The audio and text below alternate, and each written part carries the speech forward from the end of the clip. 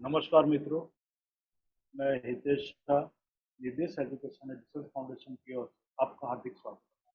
मेरा परिचय, मैं परफॉर्मिंग आर्ट्स और कल्चर एक्टिविटी से पिछले 30 साल से ट्रेनिंग और वर्कशॉप के क्षेत्र में जुड़ा हुआ हूँ।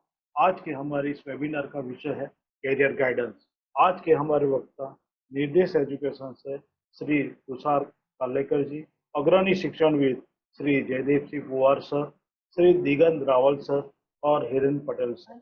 और आज के हमारी इस वेबिनार का media coverage voice of Vadodara ने किया। तो सबसे पहले मैं तुषार जी को आमंत्रित करता हूं, जो निर्देश एजुकेशन की गतिविधियों के बारे में अधिक जानकारी दी।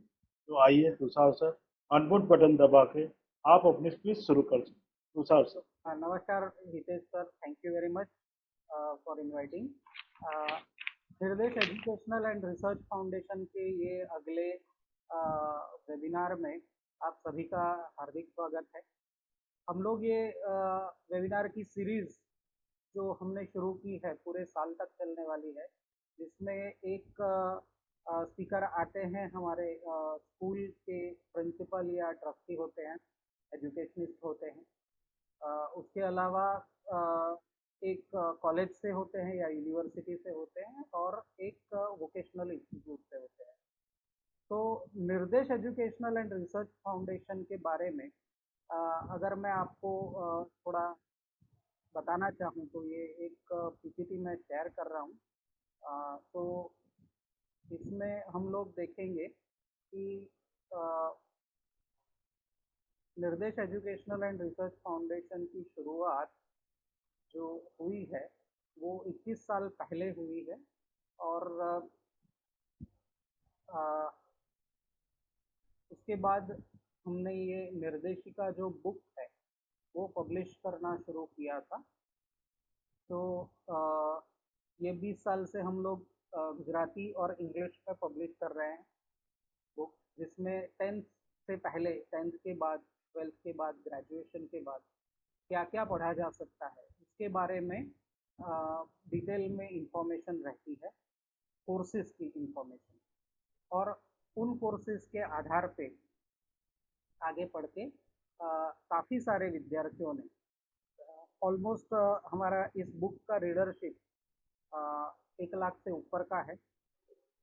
तो इतने लोग तो हर साल हम लोग इसको अपग्रेड करते हैं, अपडेट करते हैं और इतने लोग तो पढ़ते ही हैं। स्कूल्स, कॉलेजेस की लाइब्रेरीज में ये बुक जाती है हमारी। तो जब शुरू में हम लोग ये बुक लेके स्कूल्स में जाते थे तो अच्छा, ये बुक जिन्होंने लिखी है उनका फोटो भी यहाँ नीचे बॉटम में हमारी जो टीम है उसमें ये स्वेटर में जो वडील है श्री जीतू भाई मेहता सर, वो इस बुक के चीफ एडिटर हैं। और ये जो सेंटर में तस्वीर है जो माइक पकड़े हुए खड़े हैं वो हमारे फाउंडेशन के ट्रस्टी हैं, मेन फाउंडर हैं श्री शिवेश भाई दीवान जी। दोनों 80 साल के ऊपर की एज हैं और दोनों हमारे लिए आज लिविंग इंस्पिरेशंस हैं, क्योंकि इनको देख के ही हमें समय देखना नहीं पड़ता, क्योंकि इनके अंदर जो एनर्जी है वो हमें काम करने को प्रेरती है। तो ये मैं बात कर रहा था, ये जो निर्देशिका बुक है ये लेके जब हम स्कूल्स में जाते थे तो स्कूल्स और कॉलेजेस के मैनेजमेंट ने हमें रिक्वेस्ट किया कि आप ही इस चीज़ को अगर समझाते हो इस कंसेप्ट को तो ज़्यादा अच्छा रहेगा।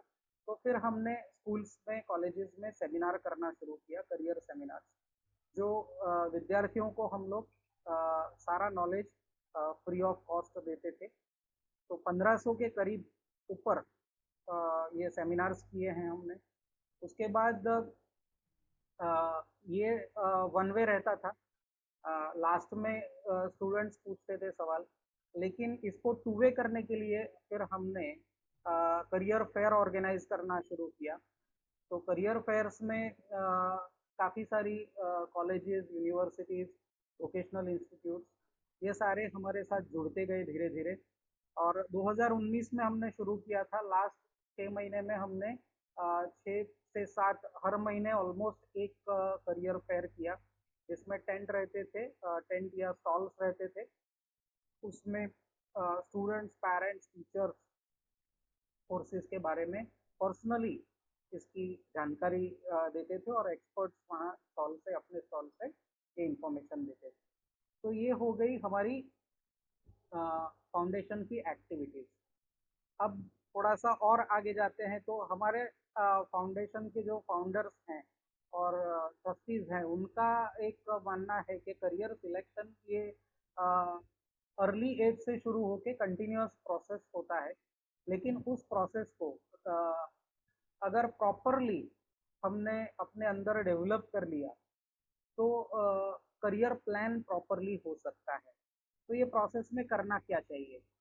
तो 8वीं से 12वीं तक स्कूल में और उसके बाद आगे कॉलेज में और पढ़ाई होने के बाद करियर में हमें खुद की स्किल्स, पोटेंशियल को रेगुलरली डेवलप करते रहना चाहिए। हमारे गोल्स हमारे मन मस्तिष्क में क्लियर होने चाहिए कि मुझे अगले 6 महीने या साल में क्या काम करना है, क्या पढ़ाई करनी है। फिर 1 से 3 साल में अगले mid term, short term, mid term और लॉन्ग टर्म, अगले 10 साल में मुझे कहाँ पहुँचना है। तो ये गोल्स क्लियर होने चाहिए, ये गोल स्मार्ट भी होने चाहिए और खुद का असेसमेंट रेगुलरली बेसिस पे करते रहना चाहिए। हमारे गोल्स को भी इवेल्युएट करना चाहिए। टेक्नोलॉजी बदलती है, समय बदलता है। आज से मार्च 2020 के पहले लोगों ने जो गोल्स बनाए होंगे, अभी उनको रिवाइव करने का समय है। तो उस हिसाब से, समय के हिसाब से भी हमारे गोल्स को रिवाइव करना चाहिए। तो प्लानिंग उसके हिसाब से बदलते रहता है। तो उसके लिए हमारे पास एक मेंटर कोच की भी ज़रूरत होती है। ये हो गए बाहरी एलिमेंट्स, एक्सटर्नल फैक्टर्स। लेकिन हमारे अंदर भी काफ़ी कुछ रहता है, जैसे कि हमारे इंटरेस्ट, हमारे स्किल, हमारे इनबॉर्न टैलेंट, हमारे nurtured talent, personality, potential, attitude, aptitude.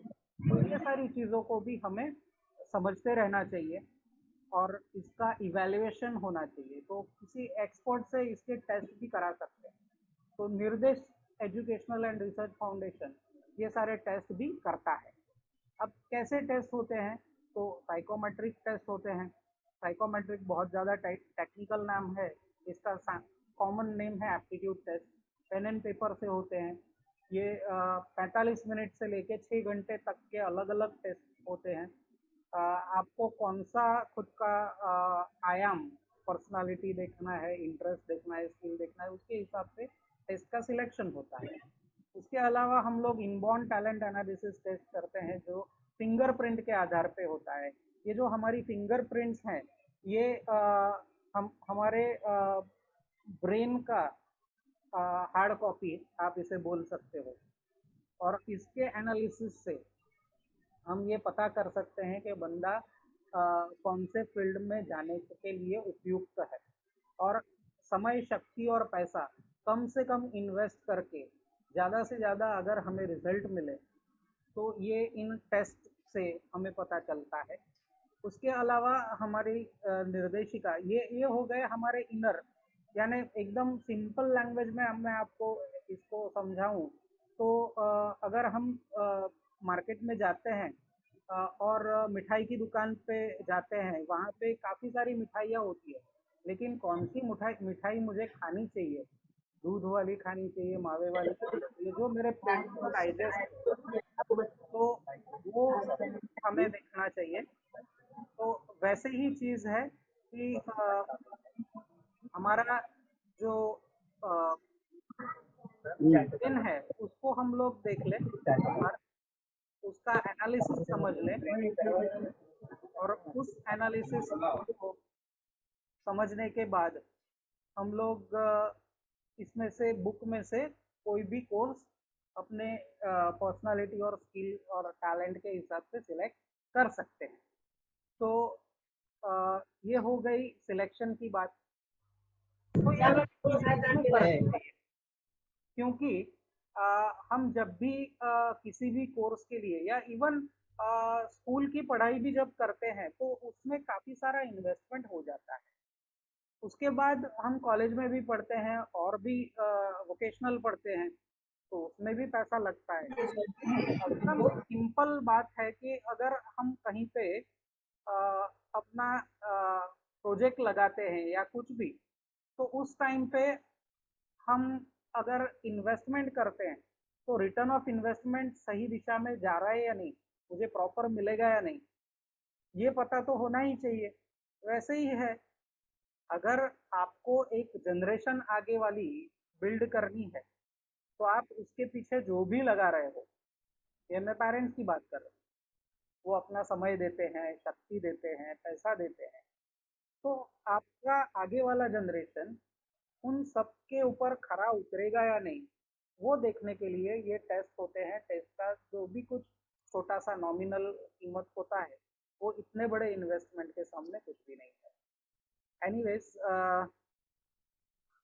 ये जब भी हम ये बात करते हैं इन्वेस्टमेंट की, तो काफ़ी सारे ऐसे भी पेरेंट्स होंगे कि जिनके पास जिनके बच्चे बहुत स्मार्ट है, टैलेंटेड हैं, लेकिन उनके पास पैसा नहीं है।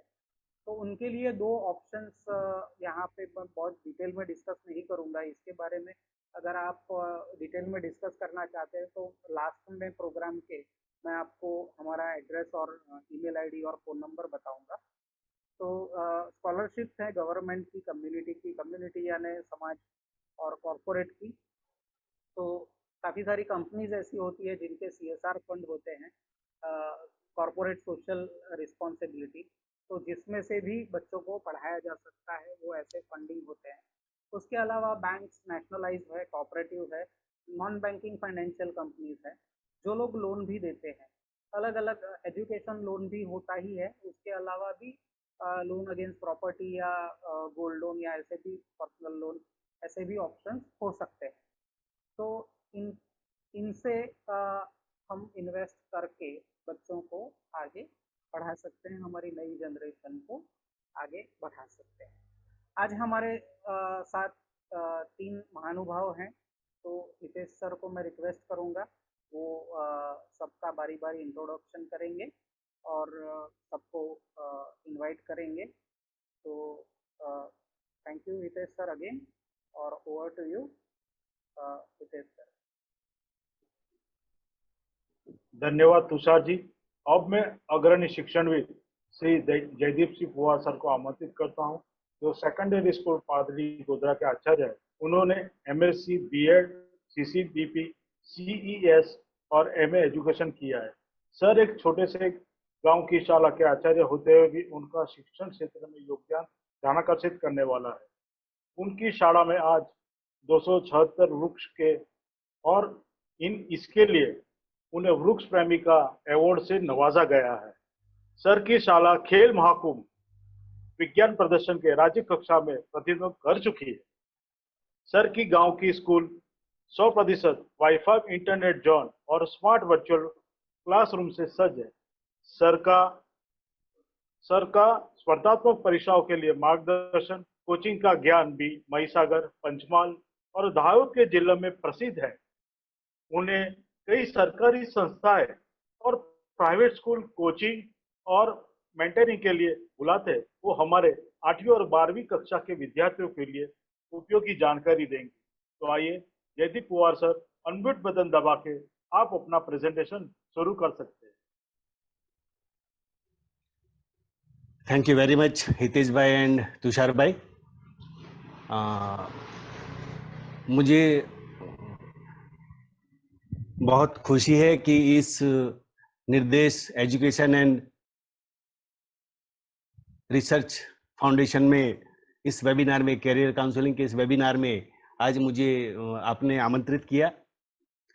सबसे पहले मुझे मैं कहना पसंद करूंगा कि अगर किसी बच्चे को जो 8वीं कक्षा के लिए से लेके 12वीं तक पढ़ रहा है, किसी बच्चे को पूछा जाए कि तुम क्या बनना चाहते हो, तुम क्या करना चाहते हो जीवन में, तो वो ऐसे ही कुछ भी बता देगा।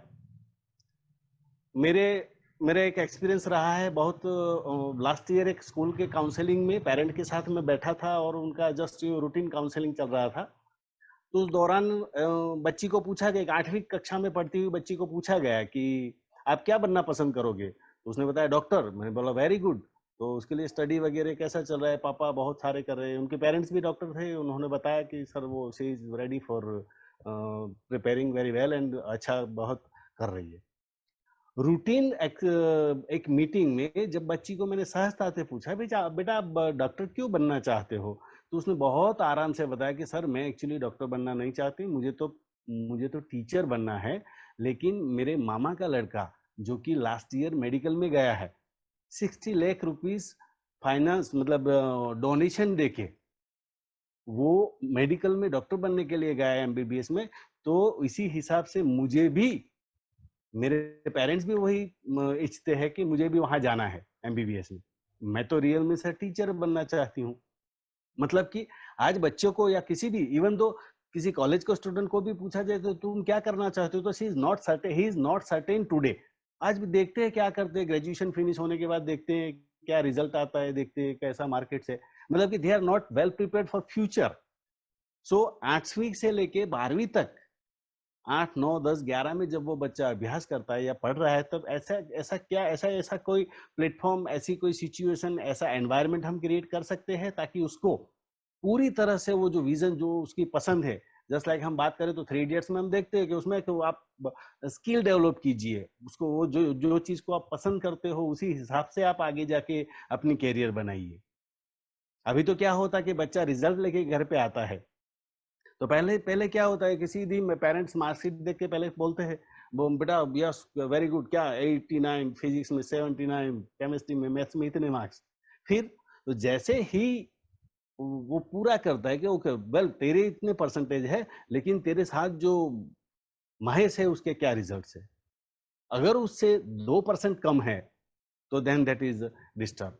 सो उसके 89 या 85% के कंपैरिजन में बच्चे को अप्रिशिएट करने की बजाय उसको कंपैरिजन में किसी और बच्चे के साथ मेरिट के लिए या फिर कैरियर के लिए सिर्फ एकेडमिक सेशन पे अपना फोकस ज्यादा रहता है। मुझे याद है एमएचआरडी में 2008 में शायद एक सर्कुलर था कि each and every student from 3 year to लेके कॉलेज तक, मतलब कि 3 साल से लेके 20 साल तक के बच्चे, 18 साल के बच्चे युवा तक को पर year minimum 20 hours counselling, educational as well as career counselling मिलना चाहिए। That is a circular of 2008 MHRD NCERT से। कोइंसिडेंटली या फिर ऐसे बाय की दुखद तरीके से देखें तो लास्ट ईयर का रिपोर्ट है कि only 3% schools have their own personal educational counsellor. What is the meaning of counselling? Either it is educational counselling, career counselling या उसके लाइफ के लिए काउंसलिंग। सबसे पहले हमें यह देखना है कि काउंसलिंग है क्या। वी आर 20 years लेटर, 20 साल पीछे है इस क्षेत्र में।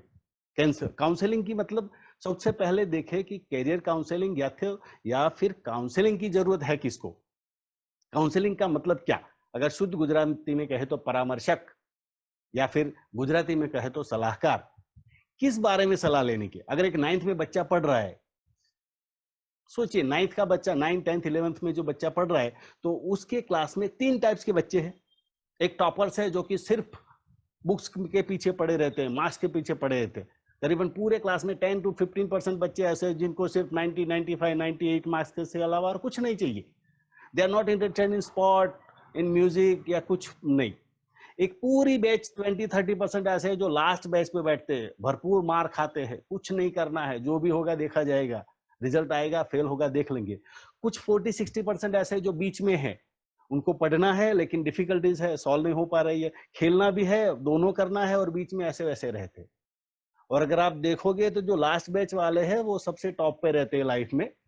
वो फर्स्ट बैच वाले को या टॉपर्स को मैनेज करते हैं, वो पूरी की पूरी इंडस्ट्री चलाते हैं, सोसाइटी चलाते हैं, पॉलिटिशियन बनते हैं या कुछ भी बनते हैं। और उनके लिए नीचे हाथ नीचे वो टॉप वाले टॉपर्स जिन्होंने पूरी एजुकेशन मतलब पूरा उनका बाल्यावस्था पुस्तक में निकाली है। तो तीनों में से किसको काउंसलिंग की जरूरत है? जो टॉपर्स है उसको सबसे ज्यादा जरूरत है, क्योंकि वो जो टॉप पे रहने के लिए उसको कंटिन्यूअस संघर्ष करना पड़ता है। सो उसको क्या चाहिए कि ये सिर्फ एकेडमिक सेशन या फिर ये 98 मार्क्स ही सब कुछ नहीं है, इसके अलावा जीवन में बहुत कुछ है। अभी ड्यूरिंग द स्टडी अथवा विद्यार्थी काल, ये जो बाल्यावस्था है, उस दरमियान तुम जो मजा करते हो, जो एंजॉय करते हो, जो ज्ञान पाते हो, उसकी भी इतनी ही जरूरत है। At the same thing, education के साथ साथ, रिजल्ट के साथ साथ उसका इंटरनल डेवलपमेंट, ओवरऑल डेवलपमेंट कितना होता है, वो भी इतना जरूरी है। डिफरेंट टाइप, उसको जिस चीज में रुचि है उसी में उसको कैरियर बनाने की अगर प्लेटफॉर्म या फिर ऐसी व्यवस्था हो, जस्ट अपन बहुत नसीबदार है, या फिर समझो कि अभी तो बहुत within last week there is a good news that we already the new education policy is implemented, और उसमें यही बात है कि बच्चे को जिस चीज में मजा आ रहा है, जो उसको डिजर्व करता है, उसको जिसमें जी लगता है, उसी चीज में वो अपनी कैरियर बनाए। जबकि आज परिस्थिति क्या है कि सबको अपने बच्चे को वही बनाना है जो पेरेंट्स चाहते हैं। बच्चे को कुछ भी बनना है, बच्चे की रस है, इंटरेस्ट है, किसी भी सब्जेक्ट में है, लेकिन we are not able to provide all the students this type of situation.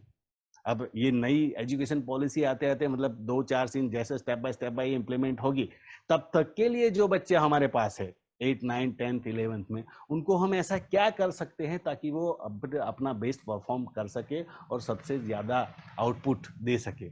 वो खुद उसका स्टडी लाइफ दरमियान अपना खुद का वो भी बनाए, मजा भी ले, एजुकेशन की मजा भी ले, डिग्री भी पाए और लाइफ में सक्सेस भी हो। तो कैरियर काउंसलिंग का मतलब कि हर एक स्कूल्स के पास ऐसे काउंसलर होने चाहिए, या स्कूल में ऐसे टीचर्स हो जिनको ऐसे गाइडेंस या ऐसा कोई छोटी छोटी ट्रेनिंग वगैरह जैसे निर्देश, अपने बहुत सारा ऐसे स्कूल्स में प्रोजेक्ट्स वगैरह करते हैं, पूरे पेरेंट्स को और बच्चों को एक साथ इकट्ठे करके उनको कैरियर काउंसलिंग या कैरियर गाइडेंस भी देते हैं। इसके लिए IIT से diploma in educational and vocational guidance and career counselling का बहुत बड़ा डिप्लोमा कोर्स वगैरह बहुत सारे, there are so many courses and diplomas. But वो जो एजुकेशनल काउंसलिंग या काउंसलर है, अभी क्या होता है कि इन बच्चों को 8, 9, 10, 11 या फिर तो टीनेज के जो बच्चों हैं उनके काउंसलर कौन होते हैं? जस्ट लाइक घर पे बैठे हैं, अचानक मामा, चाचा, फुआ, फूफा या कोई आया, वो बोलेगा क्या करता है वे भाई, 89% क्या करोगे तुम लाइफ में, इसे कुछ नहीं होगा, अभी अभी तुम्हारी खेलने कूदने की उम्र नहीं है, अभी तुम ध्यान दो, 70% से तो कुछ नहीं होगा। उसका मॉरल बढ़ाने के बजाय उसको डिमोरलाइज करता है। सो सबसे ज्यादा नुकसान इस टाइप के काउंसलर, नॉन क्वालिफाइड काउंसलर्स, ये कैरियर काउंसलिंग, एजुकेशनल काउंसलिंग या अपन बोले लाइफ काउंसलिंग, ये ऐसी इस टाइप का काउंसलिंग करते हैं ताकि बच्चे को मोटिवेट करना या फिर उसको ज्यादा अपग्रेड करने की बजाय उसको एक सोसाइटी या सिस्टम या एजुकेशन के प्रति एक अलग सा उसका थॉट्स बन जाता है। और परिणाम स्वरूप क्या होता है कि वो बच्चा धीरे धीरे धीरे फैमिली से या फिर तो सिस्टम से या एजुकेशन से कहीं भाग के जिसमें इंटरेस्ट है उसमें चोरी छुपी घुसने की कोशिश करता है। बजाय उसके अगर ये एक ऐसा प्लेटफॉर्म, ऐसा माहौल बने कि जिसमें एकेडमिक मतलब जो फॉर्मल एजुकेशन है वो तो पूरा दिल से ले, पूरे रूटीन दरमियान अगर उसको जिस चीज में रस है, अगर उसको स्पोर्ट्स में है, म्यूजिक में है, उसको ड्राइंग में है, पेंटिंग में है, उसको खाने में है, घूमने में है, तो वो चीज उसको 1-8 घंटे के लिए करना दिया जाए जिसी में रस है। उसको हफ्ते में स्पेसिफिक उसको 2 आवर्स या 3 आवर्स दे दिया जाए कि तुझे किस में जिसी भी चीज में रस है, you have to spend time behind that, उसके पीछे यूज करना है। एंड देन आफ्टर क्या, तो उसको अगर वो चीज मिल गया तो बाकी का वक्त है वो पूरी दिल से ही वो अपना स्टडी और एजुकेशनल कैरियर उसका स्टेप बाय बढ़ता जाएगा। और उससे सबसे बढ़िया बात ये रहेगी कि पूरी स्कूलिंग दरमियान 8, 9, 10th 11th में step by step occasionally different type of faculties just like professor, doctor, वकील, PSI, advocate, जो भी प्रोफेशनल्स है, जो भी कैरियर में जो कैरियर बनाना चाहता है, वो सभी प्रोफेशनल्स अगर स्कूल में आए एक आध लेक्चर लेके, जैसे डॉक्टर्स उनकी ड्यूटी क्या रहती है, कैसे काम करना होता है, जस्ट लाइक अभी कोविड-19 की जो महामारी चल रही है, तो सबको पता चल जाएगा, ओ डॉक्टर की ड्यूटी इतनी रिस्की रहती है, इतना काम करते हैं, इस तरफ से उनको काम करना होता है।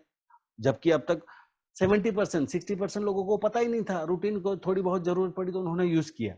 मतलब कि स्कूलिंग में या फिर स्कूलिंग के दौरान ही बच्चे को पता चला कि इतनी टाइप की कैरियर ऑप्शंस है, साइंस में है, रिसर्च में है, स्पोर्ट्स में है, फाइनेंशियल फील्ड में है, या फिर कहीं भी है। उसमें से उसको किस में रस है, उस बच्चे को किस में रस है, वो खुद क्या चाहता है, उसको मतलब एडवेंचर चाहिए, रिसर्च चाहिए, उसका रीडिंग का शौक है, उसको मैनेजमेंट अच्छा आता है, वो एनालिसिस अच्छा कर पाता है, क्या कर पाता है। लेकिन वो कब सिलेक्ट कर पाएगा, जबकि उसके पास कुछ अपॉर्चुनिटीज होगी, उसके पास कुछ ऑप्शंस होगी। अगर उसके पास ऑप्शन है कि भाई एडवोकेट की ये ड्यूटीज है, इसको ऐसे काम करना होता है, पीएसआई को ऐसे काम करना होता है, पुलिस कांस्टेबल को ऐसे काम करना होता है, एडवोकेट जज को ऐसे काम करना होता है, डॉक्टर्स को ऐसे होते हैं, आर्मी में ऐसा है। स्टिल अभी स्कूलिंग में जो भी बच्चे आइदर इन रूरल एरिया और in the city area, what they have, उनके पेरेंट्स जिसमें है या फिर उनकी फैमिली में जो सब लोग हैं वो जिसमें है, उसी के बारे में पता है। यहाँ तक कि मुझे बहुत अच्छे से याद है, बड़ौदा के डिप्टी कलेक्टर साहब ने के ऑफिस में क्लर्क था, उनको बच्चे ने 92% मार्क्स अचीव किए थे बोर्ड में, और उनको पूछा गया कि मैं आपके बच्चे को मिलना चाहता हूँ, तो कलेक्टर साहब मिले, बोले आपके पापा बहुत अच्छा, आपने 92% मार्क्स अचीव किए हैं, बहुत, आपको और किस में रस है? बोले पूरी साल मेरा बच्चा कहीं गया ही नहीं, पूरे 2 साल तक उसने बिल्कुल कुछ नहीं किया, सिर्फ स्टडी में ध्यान दिया। Very good. कलेक्टर साहब ने उनसे बच्चे को पूछा कि दोस्त तेरे कितने फ्रेंड्स है? बोले मेरा कोई फ्रेंड नहीं है सर, मेरा कोई फ्रेंड नहीं है। और तुझे किसी और चीज में इंटरेस्ट? तो बोले नहीं सर, मुझे किसी चीज में इंटरेस्ट नहीं, मैंने पूरे 2 साल 11th 12th साइंस सिर्फ और सिर्फ स्टडी में ध्यान दिया है। तो कलेक्टर साहब ने खुद बात कही थी हमको एक मीटिंग में दरमियान कि मुझे ऐसे 92% नहीं चाहिए। जो बच्चा 2 साल में अपना कोई, उसके पास कोई फ्रेंड नहीं है, उसके तेरे अंकल क्या करते हैं, उनका जॉब फंक्शन क्या है? सबने पूछा था कि आपके अंकल, बोले मैं लास्ट 2 साल में किसी भी फैमिली के परिवार के संबंधी को इतने क्लोज से मिला ही नहीं हूँ। मतलब मेरा पूरा का पूरा कॉन्सेंट्रेशन एजुकेशन के पीछे था। मुझे लगता है कि अगर यही बच्चा कुछ बन भी गया जीवन में, तो भी वो मजा ले नहीं पाएगा जीवन की, जो हम उसको एक सुखी जीवन देना चाहते हैं। मतलब कि स्कूलिंग दरमियान 8, 9, 10, 11 की स्कूलिंग दरमियान उनको ऐसा करियर काउंसलिंग और गाइडेंस मिलना चाहिए कि उनको किस में रस है, वो करियर में लाइफ में क्या बनना चाहता है। लेकिन वो पसंद तब कर पाएगा जब हम उसको देंगे कि तुम्हारे पास, आपके पास पसंद के लिए इतने इतने ऑप्शंस है, और अगर ये ऑप्शंस उनके पास है, फिर उसमें से वो चूज करता है, और वो जो चूज करता है उसके लिए अगर हम एनवायरनमेंट बनाते हैं या फिर कोई ऐसी सिस्टम बनाते हैं, जस्ट न्यू एजुकेशन पॉलिसी में है कि जो अगर कोई मेडिकल का स्टूडेंट है तो वो म्यूजिक सब्जेक्ट रख सकता है, और कोई हिस्ट्री पढ़ रहा है तो उसको मैथ्स भी रख सकता है। मतलब कि स्टूडेंट्स या विद्यार्थी जो चाहे उस सब्जेक्ट में सबसे ज्यादा अपना वो एफर्ट रख सकता है। तो career counselling, Nirdesh education and research foundation as well as बहुत सारी एजुकेशनल काउंसलर्स, मेंटर्स वगैरह इस बारे में बहुत कुछ कर रहे हैं।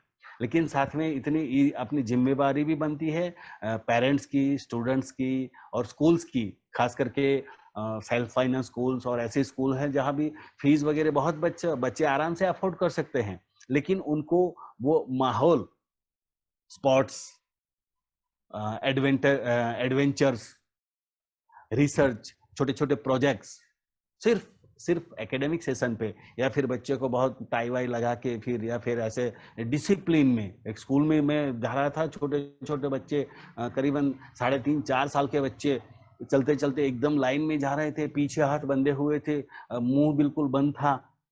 एक क्लास में बैठा था तो बच्चों ने अपने अपने हाथ की ये वाली उंगली अपने मुंह पे रखी थी और बिल्कुल शांत बैठे थे।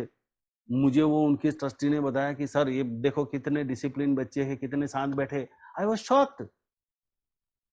बच्चा ऐसे कैसे बैठ सकता है? वो सीधे सीधे लाइन से हाथ मांगते कैसा चल सकता है? तो वो बच्चा ही नहीं है, वो तो दीवार पे जाना चाहिए, वो तो यूं दीवार पे कूद के जाना चाहिए, या विंडो पे कूद के जाना चाहिए, तभी तो वो बच्चा है। ये तो क्या कर रहे हैं हम? उनका बचपन छीन रहे हैं।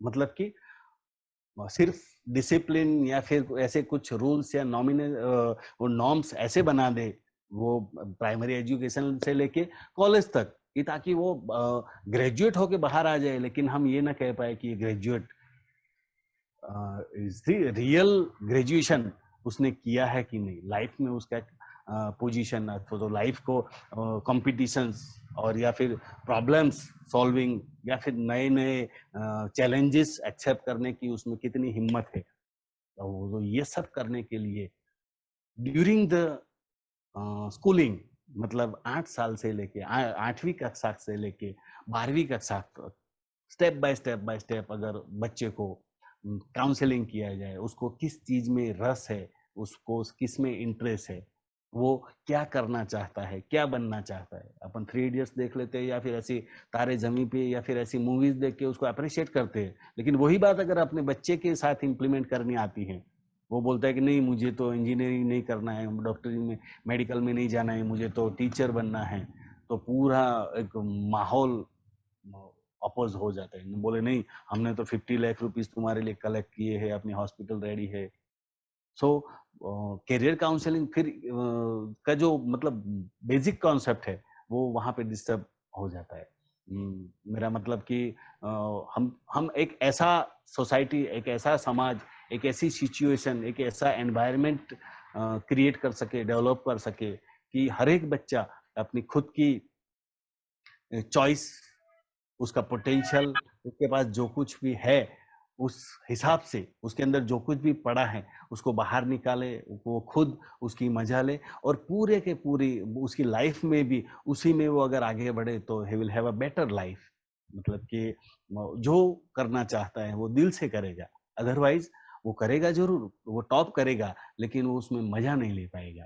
तो 8वीं से लेके 8वीं 9वीं 10वीं 11वीं 12वीं ये स्कूलिंग दरमियान उसको अगर हर एक बच्चे को प्रॉपर गाइडेंस मिले, कैरियर काउंसलिंग मिले, उसको जो जरूरियात है, जो इवन दो सबसे लास्ट बैच वाले तूफानी बच्चे हैं या फर्स्ट बैच वाले टॉपर्स है या मिडिल वाले हैं, उन सबको उनकी रिक्वायरमेंट के हिसाब से स्टेप बाय स्टेप उनकी रिक्वायरमेंट के हिसाब से जो अगर काउंसलिंग या प्रॉपर गाइडेंस मिले तो हर एक बच्चे को एक बेटर लाइफ देने के लिए वी विल बहुत बढ़िया परफॉर्म कर सकते हैं।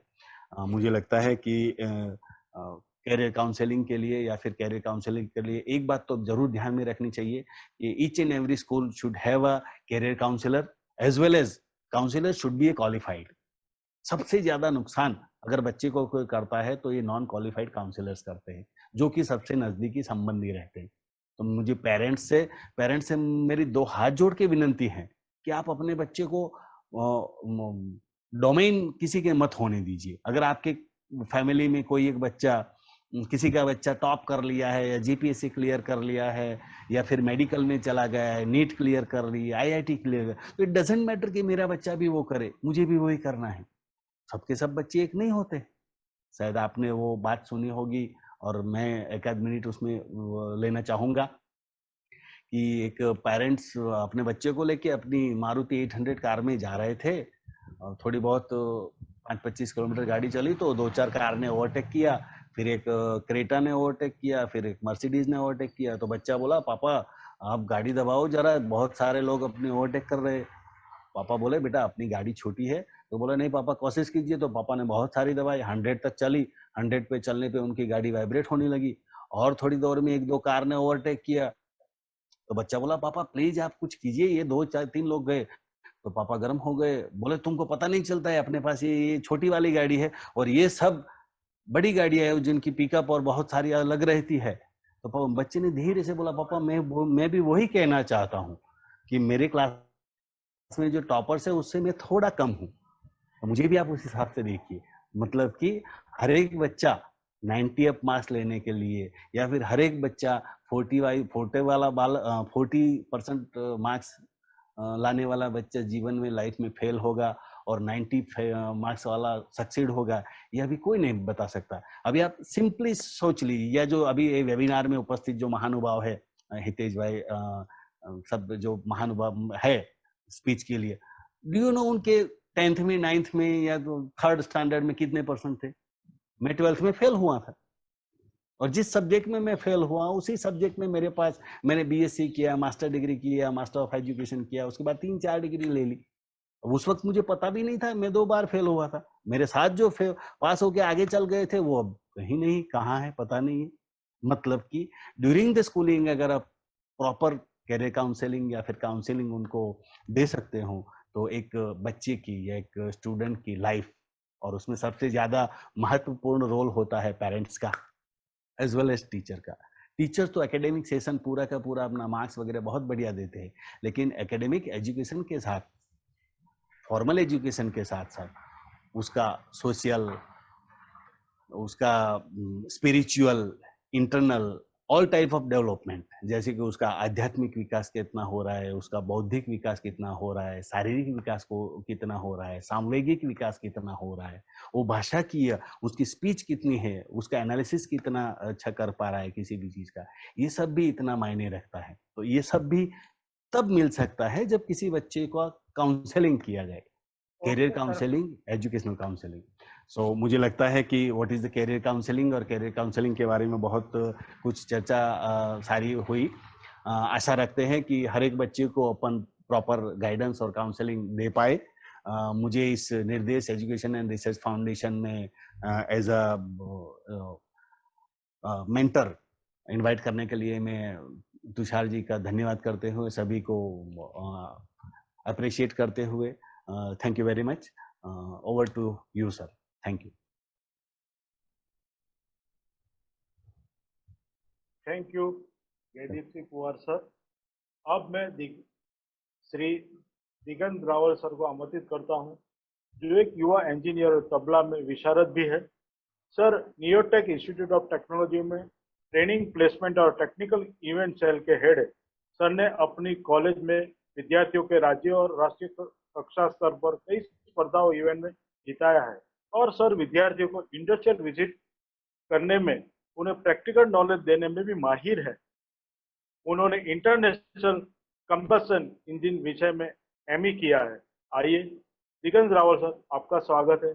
अपने आप को अनम्यूट करके आप अपनी स्पीच शुरू कर सकते हैं। Digant Rawal sir. Thank you so much, Mr. Hitesh ji, for the kind introduction. I first of all take the opportunity to thank Nirdesh Foundation, Mr. Tushar Karlekar sir, and entire NERF fraternity for organizing these kind of career guidance webinar series, which has been going on since a long time. And this is definitely helping, guiding and motivating the students for having a vision of their career. Furthermore, I am also grateful to be invited as a speaker in this seminar. Without wasting time, let me first of all give a brief of my work. I've been associated with Neotech Institute of Technology as head of training and placement, as well as head cultural and technical events. Besides, as an assistant professor in mechanical engineering department, I have been teaching various subjects of engineering for the past 6 years. I would also like to thank Jaideep sir for correctly pointing out the importance of counseling. And I also would like to share my experience as I'm working in Neotech Institute of Technology. I counsel many students who come for the admission process. तो उसमें भी जो बच्चे आते हैं वो अभी क्या ट्रेंड चल रहा है, कंप्यूटर इंजीनियरिंग में इंजीनियरिंग करना है। सब लोग आते हैं, पूछते हैं बेटा किस में इंजीनियरिंग करोगे? Computer engineering. फिर अच्छा, मैंने बोला सही बात है, क्या करोगे आगे जाके? Computer engineer. सर वो तो पता नहीं, लेकिन बस कंप्यूटर इंजीनियरिंग करना है। देन आई आस्क्ड देम कि आपने देखा हुआ है, सिलेबस देखा हुआ है, what is the syllabus through out the 4 years of engineering? क्या पढ़ना होता है, उसमें कोडिंग करनी होती है, उसके फ्यूचर स्कोप्स क्या है, वो आपने देखे हुए हैं? सर वो तो पता नहीं हमें। फिर पूछता हूँ मैं कि रीजन क्या है, what is the basic reason behind selecting computer engineering. तो फिर धीरे से पता चलता है नहीं सर सब लोग कर रहे हैं ना, सब बोल रहे हैं कंप्यूटर इंजीनियरिंग अच्छा है अच्छा है अच्छा है, तो मुझे भी कंप्यूटर इंजीनियरिंग करना है। देन आई एक्सप्लेन देम कि भाई जो भी मार्केट में कंप्यूटर इंजीनियरिंग का ट्रेंड चल रहा है, it is nothing but basically an application of demand and supply. ये 3 इयर्स के ट्रेंड होते हैं। अभी मान लो बड़ौदा में लगभग 10 से 15 कॉलेजेस हैं इंजीनियरिंग इंस्टीट्यूशन, एवरेज पकड़ ले लगभग 300 स्टूडेंट्स पर बैच, इससे ज्यादा ही होंगे, एवरेज पकड़ लेते हैं। और 10 इंस्टीट्यूशंस अगर पकड़ ले हम लोग, तो बड़ौदा में से ही per year around 3 to 4,000 students pass out होते हैं, इससे ज्यादा ही होगा आंकड़ा। लेकिन 3 to 4,000 स्टूडेंट्स पर branch in engineering, and a recent survey in government का एक सर्वे है, वो ऐसा कहता है कि एक जॉब एप्लीकेशन, एक जॉब की जो वैकेंसी होती है उसके ऊपर 525 एप्लीकेंट्स होते हैं। तो एक जॉब की एप्लीकेशन के ऊपर 525 जो एप्लीकेशंस आती है, और 3 to 4,000 स्टूडेंट्स पर ब्रांच पर ईयर जो पास आउट होते हैं, are they capable enough to be absorbed into the industry, into the market. अभी सब लोग कंप्यूटर कर रहे हैं, तो 3-4 हजार लोग कंप्यूटर इंजीनियरिंग 4 साल बाद बाहर निकलेंगे। अभी फिलहाल तो इतनी जॉब्स मार्केट में अवेलेबल है, डिमांड है, तो आप सप्लाई कर रहे हैं। 4 साल बाद एक टाइम ऐसा आएगा कि भाई सब लोग इंजीनियरिंग कंप्यूटर इंजीनियरिंग कर रहे हैं, तो एक टाइम आएगा कि the supply would be more than the demand, तो उसका ट्रेंड जो है वो डिक्रीज होगा। मैं खुद का एक्सपीरियंस बता रहा हूँ। 2009 में बैचलर ऑफ इंजीनियरिंग मेरा हुआ, तो उस दरमियान मैकेनिकल इंजीनियरिंग का जो डिमांड था, it was like at the peak. अभी फिलहाल देखो तो computer engineering is at peak. तो this is just basic fundamental of demand and supply. तो ये जो ट्रेंड चल रहा है कि भाई कंप्यूटर इंजीनियरिंग अभी करनी है, उसके हिसाब से हम लोग उसके अंदर चले जाएं, वैसा I would suggest all the students ऐसा नहीं करना चाहिए। जैसे जयदीप सर ने काफी सारा कवर कर लिया है ये पोर्शन, कि आपको जो इंटरेस्ट हो उसमें जाइए। तो हमारा जो करियर काउंसलिंग सेल है नियोटेक इंस्टीट्यूट ऑफ टेक्नोलॉजी में, I personally guide all the students. मैं ऐसे काउंसिल करता हूँ, I try to counsel them, मैं समझाने की ट्राई करता हूँ विथ लव विथ केयर, कि बेटा अपने जो इंटरेस्ट है वो देखो। Before taking admission into any branch of engineering, पहले ये आपको देखना चाहिए कि एक्चुअल में 4 साल में आप इसके अंदर क्या पढ़ने वाले हो, वही आपको पता नहीं होता है। और फिर सब्जेक्ट्स आ जाते हैं, आपको आता नहीं है, फिर रेमेडियल्स आती है, केटी आती है, और फिर देन अल्टीमेटली रिजल्ट खराब होता है। तो एक ये पहली चीज है कि सबसे पहले you should be knowing what exactly you will be studying in this specific branch of engineering. Second most important thing, आपको कोई भी स्टूडेंट को बिफोर टेकिंग और choosing a branch of engineering ये करना चाहिए कि भाई इसका प्रोस्पेक्ट क्या है फ्यूचर में। अगर ये इंजीनियरिंग पढ़ा आपने, डिटेल में हम लोग बाद में देखेंगे कि कितने टाइप्स ऑफ ब्रांचेस होते हैं इंजीनियरिंग के अंदर, पर कोई भी ब्रांच चूज करने से पहले first of all you should know कि इसमें कौन से टाइप की जॉब मिलेगी, आपको क्या काम करना होगा। Get into the roots, basic roots के अंदर जाओ, कि क्लाउड में मत रहो। मैकेनिकल इंजीनियरिंग तो ओके भाई ऐसा ऐसा सब कर रहे हैं, हमको करना है, वैसे नहीं। देखो इंडस्ट्रीज में जाओ, कॉर्पोरेट सेक्टर में जाओ, आपके फ्रेंड्स हो, कलीग्स हो, जो कोई वो ब्रांच में है जो काम कर रहे हैं, वहां जाके देखो, समझो कि भाई ऐसा है, this is the branch of engineering, इसका काम ऐसा होता है, ऐसे वर्क करना होता है। और फिर उसके बाद आप चूज करो कि भाई मुझे ये ब्रांच के अंदर जाना है। सो today's session of career guidance, I'll keep short and sweet, and I would be addressing to the students of standard 12. जो students I guess कि after a long wait of time, COVID situation की वजह से they finally got their board results, and जो भी आपका result आया हो, let me assure you today, जैसे कि जयदीप सर ने बताया कि आपके जो मार्क्स है, ग्रेड है, और योर सर्टिफिकेट और your degree is not the only factor that will decide your career और your life. Let me repeat, आपके जो मार्क्स है, ग्रेड्स है, परसेंटेज है, आपके जो सर्टिफिकेट्स है, या आप जो भी डिग्री ले रहे हो, वो केवल एक फैक्टर नहीं है आपका करियर या आपकी लाइफ डिसाइड करने के लिए. कंफ्यूज बोर्ड स्टूडेंट्स जितने भी हमारे लाइव देख रहे होंगे फेसबुक पर, बोर्ड स्टूडेंट्स रिजल्ट अभी आ गया है, कंफ्यूज राइट, कि इतनी सारी हार्ड वर्क की और सर तो बोल रहे कि यार डिग्री इंपॉर्टेंट नहीं है, प्रिपरेशन की, इतनी सारी एग्जाम्स की, day and night scheduling the time table, पूरा एक दिन का टाइम टेबल बनाया, पेरेंट्स ने इतना सारा डाटा और एग्जाम्स दी, इतना सारा मेहनत किया, तो was that not required, was it not important? But let me correct it. It was important, it is important, but it was not the only thing that was important. जो आपने exams दी, आपके marks आए, वो केवल एक चीज ऐसी नहीं है जो इम्पोर्टेंट है. What is more important? To know what, where and how you will study further after your 12th. ये जानना बहुत ही जरूरी है. So before understanding the future scopes, I would like to tell all the students who are present here and who might be seeing the recording also, that this is a very crucial moment of your life, crucial stage of your life. अपने 12th boards के बाद, school के बाद, you'll be having a transition from school to college. एक struggling phase होगा starting में, लेकिन life में स्ट्रगल तो करना ही है, right? If you are struggling now, if you are doing hard work now, आपका फ्यूचर स्ट्रांग होगा. You would be creating a future that would be in your hands.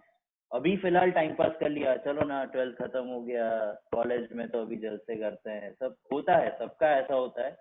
लेकिन साथ साथ में along with jalsa, academics is also that much important, right?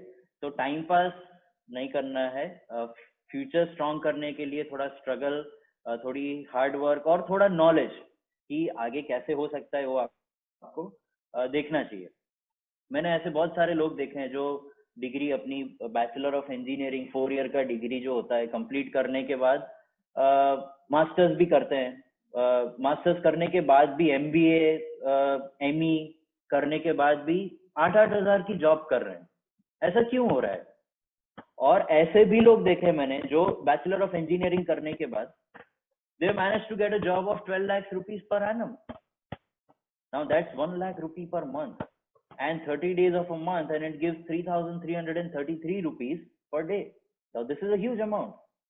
एक ही degree bachelor of engineering, कोई बच्चे हैं जो 8,000 10,000 की जॉब कर रहे हैं, और दूसरे बंच ऑफ पीपल है जो 12 lakhs per annum कर रहे हैं.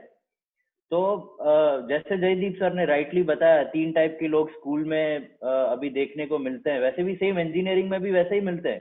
टॉप क्लास है, मिडिल क्लास है, मतलब जो होते हैं जो फुल्ली फोकस्ड है एकेडमिक्स में, जो बीच में है और जो एकेडमिक्स में वीक है. लेकिन what happens is that when we study from an institution that provides good quality education, which teaches you how to be industry ready, भी तो कंप्लीट, आपने ग्रेजुएशन कंप्लीट कर लिया लेकिन जॉब नहीं मिल रही आपको, there is a gap. Industry को जो चाहिए एंड इंस्टीट्यूशन जो दे रहा है, या तो ग्रेजुएशन के बाद जो बच्चा सीख रहा है, उसके बीच में बहुत एक गैप आ रहा है. And that is the reason why market में मंदी नहीं है. अभी चल रहा है कि भाई बहुत मंदी है, मंदी, जॉब्स आर अवेलेबल, अपनी गवर्नमेंट है, आप न्यूज़पेपर्स वगैरह सब पढ़ते होंगे, there are various article being published in newspapers and hundreds of jobs. IT sector booming है, अभी बहुत सारी जॉब्स है, लेकिन जो ग्रेजुएट्स हैं they are not able to secure और they are not able to crack the interview for getting that job. ये क्यों हो रहा है? तो वो गैप ब्रिज करने के लिए you have to choose an institution और a course that will provide you or give you the guarantee कि आप मार्केट में जाओगे, इंटरव्यू क्रैक कर पाओगे. एक नंबर 1 वो आपको देखना है कि you have to choose a good institution, a good course. Secondly, मैं एक एग्जांपल देता हूँ। जैसे जयदीप सर ने 3 इडियट्स का कोट दिया था। 3 इडियट में एक इंटरव्यू दिखाया जाता है। तो इंटरव्यू जो स्कूल के स्टूडेंट्स हैं, इंजीनियरिंग जब करोगे, 4 साल की इंजीनियरिंग करोगे आप लोग, 4 साल के बाद आपको जब सबको जॉब लेनी होती है, खाली घर पे बैठने के लिए तो कोई ग्रेजुएशन करता नहीं है, तो you will be facing an interview. तो एक टिपिकल इंटरव्यू कैसा होता है? 3 इडियट में देखा होगा, ऐसे 4-5 लोग बैठे हुए होते हैं, एक बंदा आता है अंदर, परमिशन लेता है। तो लेट्स से आपने 4 साल कंप्लीट कर लिए, यू हैव ग्रेजुएटेड और you are about to graduate and you are going to face an interview. क्या होगा, कैसे प्रिपेयर करना होगा? लेट्स से आप गए, लाइन में खड़े हुए हैं, आपका नंबर आ गया, आप जाओगे अंदर। What you will do is, first of all आप जाओगे, परमिशन मांगोगे to enter into the room and you see there are 7 to 8 people sitting. Interviewer है और आपके बीच में एक कुर्सी रखी हुई है। आप जाते हो, शेक हैंड करते हो, गुड मॉर्निंग करके, and you sit down. The very first question in any job interview for any branch of engineering or any course, कोई भी job interview में जाओगे, first question asked would be introduce yourself. जो भी live अभी देख रहे हैं या तो ये जो रिकॉर्डिंग देख रहे हैं, जो देखेंगे रिकॉर्डिंग, आप सोचना, खाली एक बार सोचना कि आपको अगर अपने आप इंट्रोडक्शन का एक क्वेश्चन पूछा जाए कि इंट्रोड्यूस योरसेल्फ, आपके बारे में बोलना है, आर यू गाइज रेडी? क्या आप वो कर पाओगे? क्या बोलोगे इंटरव्यू में? फर्स्ट क्वेश्चन जो होता है कि इंट्रोड्यूस योरसेल्फ, उसमें क्या बोलोगे आप? मान लो आपने इंट्रोडक्शन दे दिया अपना, अपने बारे में, आपको अपने आप को सेल करना है मार्केट में। आपके पास जो स्किल्स हैं, आप जो सीखे हुए हैं, वो आपको सेल करना है। 1-2 मिनट का इंट्रोडक्शन आप दोगे, 50% of the game is over. The interviewer, जो सामने 7-8 जन की पैनल बैठी हुई है, दे वुड हैव डिसाइडेड, 50% उसके दिमाग में क्लियर हो गया होगा कि ये बंदा मेरे लायक है या नहीं। क्या किया आपने? कुछ नहीं। आपने परमिशन मांगी, अंदर गए, एंटर किया, गुड मॉर्निंग किया, शेक हैंड किया, बैठ गए, and you have just answered the very first question, introduce yourself. 50% of the game is over. क्या देखा इंटरव्यूअर ने? आप कैसे चलते हो, आप कैसे ड्रेस करते हो, what is your walking style, your body posture, आपकी कम्युनिकेशन स्किल्स, योर कॉन्फिडेंस। इसमें तो 50% गेम खत्म हो गया। आपको कोई टेक्निकल क्वेश्चंस नहीं पूछे, या तो आपकी डिग्री क्या है, आपके कितने परसेंटेज है, कुछ नहीं पूछा गया। बाकी के 50% में वो आपको पूछेंगे कि आपका एक्सपीरियंस क्या है, आप कहाँ से पढ़े हुए हो, फिर टेक्निकल क्वेश्चंस आते हैं। So first 50% of the job interview is totally dependent apart from your academics, skill development, आपकी soft skills, English language का command, how you are effectively speaking with others, ये सब कुछ बहुत ही important है। बहुत सारी ऐसी schools हैं, colleges हैं जो apart from academics ये चीज भी सिखाती है, और ये बहुत ही important factor है जहां तक मैं मानता हूँ, to be able to bridge that gap between industry and the institution. जो रिक्रूटमेंट नहीं हो पाता है, बच्चा एब्जॉर्ब नहीं हो पाता है मार्केट में। This is the basic reason कि extra curricular activities, skill development, personality development, career counselling, job counselling, placement counselling, ये सब चीज बहुत मायने लगती है कोई भी इंस्टीट्यूशन में जो ग्रेजुएशन की आपको डिग्री देगी। After 12th I will take use of power point slide. कितने कितने स्कोप्स हैं स्टूडेंट्स के लिए, let us try and understand.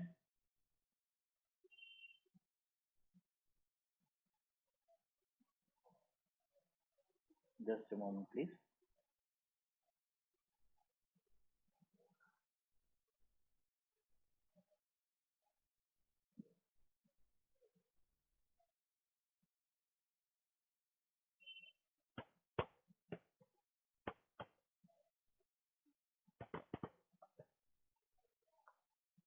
Board की एग्जाम्स खत्म हो गई सब लोग की। 12th science, physics, chemistry, maths, suppose majority बच्चे साइंस की तरफ जाते हैं, फिजिक्स, केमिस्ट्री, मैथ्स लेते हैं। क्या ऑप्शंस है आपके लिए? There are several courses available in the market. Short term courses 1 से 4 साल के बीच में अलग अलग कोर्सेज हैं. 3 ईयर के कोर्सेज अलग अलग होते हैं एंड 4 ईयर एंड 5 ईयर के courses different available. Okay, 1 to 2 year के जो कोर्स में है, film and television diploma degree courses various available है. फिल्म एंड टेलीविजन में आप डिप्लोमा कर सकते हैं. If you are interested in acting, if you want to pursue your career in television, you can do a diploma which has a course duration of 1 to 2 years. Thereafter you can, if you are interested, अभी मैं ये word बोल रहा हूँ interested, जैसे कि Jaideep sir ने very rightly told कि भाई इंटरेस्ट होना चाहिए. सबसे पहले कोई भी कोर्स देखने के लिए आप अपने आप को पूछो कि भाई आपको क्या अच्छा लगता है करना. If you are interested in hospitality management, आपको कुकरी में इंटरेस्ट है, then you can choose a hotel management degree which has a duration of 3 to 4 years, right. If you are interested in computer science, और अगर आपको engineering नहीं करनी है, right, you can always opt for BCA. BSc के courses होते हैं, bachelor of science, right. If you are interested in serving the nation, armed forces में जाना चाहते हैं, नेवी, आर्मी और एयरफोर्स, तो उसके लिए एग्जामिनेशन आपको एक देनी होती है जिसमें आप नेशनल डिफेंस एकेडमी जो है उसके अंदर you will be able to get admission and then you can join as per your calibre. You will be given the task to choose between navy, army and air force. Okay, direct technical entry in Indian army भी possible है. Coming towards the Bachelor of Engineering course, which we'll be discussing in detail today, which is a 4-year course, वो भी आप ले सकते हैं, जिसके अंदर आपको various branches of engineering जो core branches होती है, we'll take a brief overview after these slides. Architecture, planning, civil related, if you are having interest कि डिजाइनिंग, बिल्डिंग डिजाइन, कंस्ट्रक्शन, उसके अंदर आप जाना चाहते हैं तो 5-year course is available, bachelor of architecture. And after graduation there are again various other options. Either you can do job, you can pursue your master's degree, you can start your own business. These are the various career options available after completing your graduation. तो masters में भी बहुत सारे courses होते हैं जिसमें detail में अभी फिलहाल नहीं जाएंगे हम लोग, because you have just completed your schooling और you are about to complete your school and you are going to enter into graduation. Let's study in detail about bachelor of engineering course. It is a 4-year course जिसके अंदर first year में कोई भी branch आप select कर लें.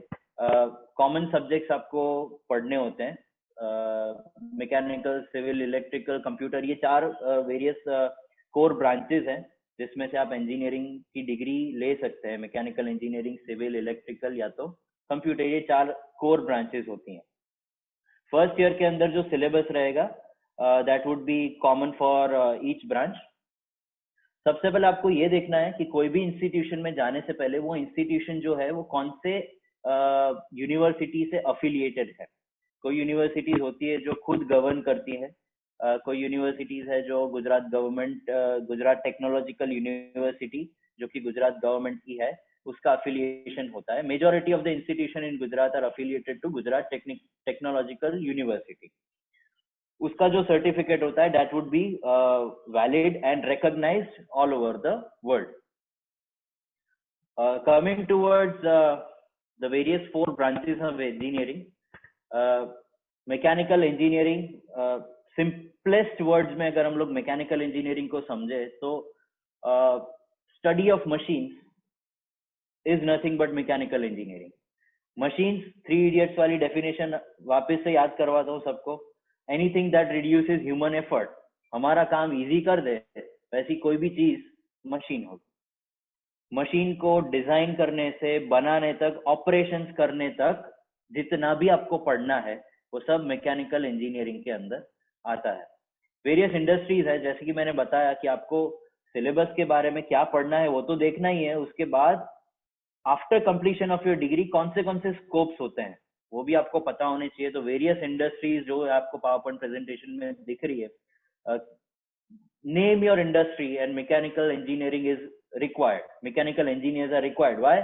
कोई भी इंडस्ट्री है मशीन्स तो बनाएगी, आई मीन मशीन्स तो यूज करेगी, तो मशीन्स का ऑपरेशन, मशीन्स का मेंटेनेंस, वो सब करने के लिए mechanical engineers are required. Next we have civil engineering.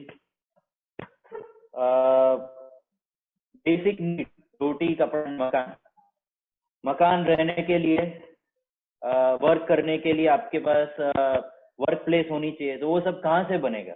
Civil construction, infrastructure, right? जितने भी आप लैंडमार्क्स वर्ल्ड में जितने भी देखते हैं बड़े बड़े, यहाँ पे दिख रहा है इन्फिनिटी ब्रिज दिख रहा है, the lotus famous temple, Eiffel tower हो गया, ताजमहल हो गया, तो ये सब जब भी बना होगा, किसी ने बनाया होगा, कोई किसी ने तो सोचा होगा कि भाई मुझे ऐसा कुछ बनाना है, एफिल टावर तो उसका डिजाइन ऐसा होना चाहिए, उसके अंदर मैं ऐसे मटेरियल्स यूज करूंगा, उसका कंस्ट्रक्शन ऐसे करूंगा।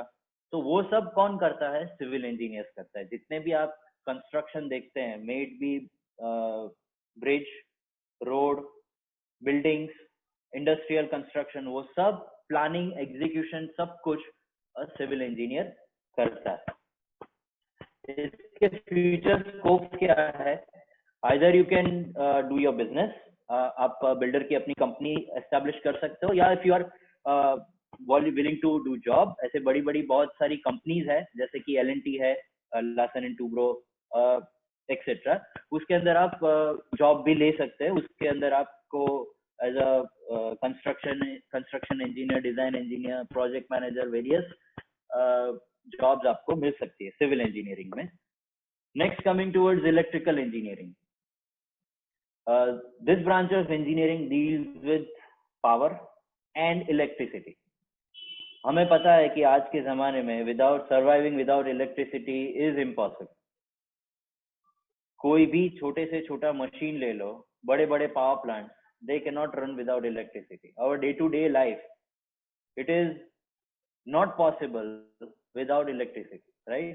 तो इलेक्ट्रिसिटी का पावर ट्रांसमिशन, उसका पावर जनरेशन, अलग अलग पावर प्लांट्स, उसके मैनेजमेंट, वो सब इलेक्ट्रिकल इंजीनियरिंग के अंदर आता है।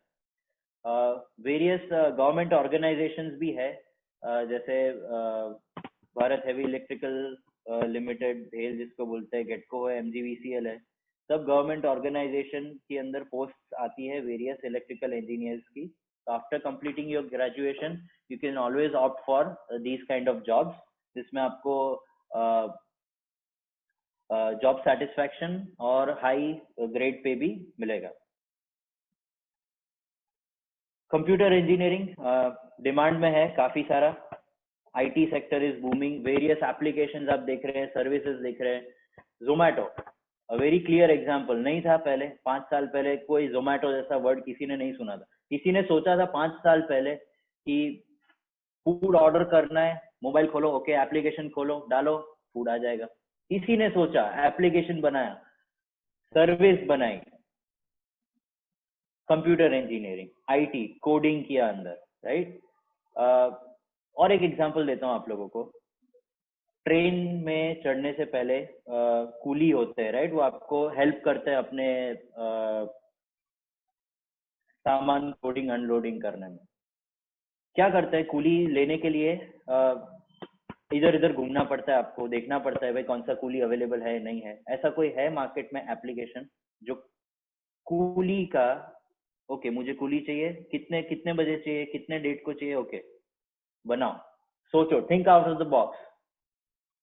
हार्डवेयर, सॉफ्टवेयर, डिजाइनिंग, असेंबली, ये सब कंप्यूटर इंजीनियरिंग IT के अंदर आता है। बूमिंग है, हाई ग्रेड पे आपको मिलेगा, पैसे कमाने के लिए it is a very high salary job, right? ये जो आपको पावर पॉइंट प्रेजेंटेशन पे दिख रहा है, ये वेरियस प्रोस्पेक्ट्स है after completion of your computer engineering.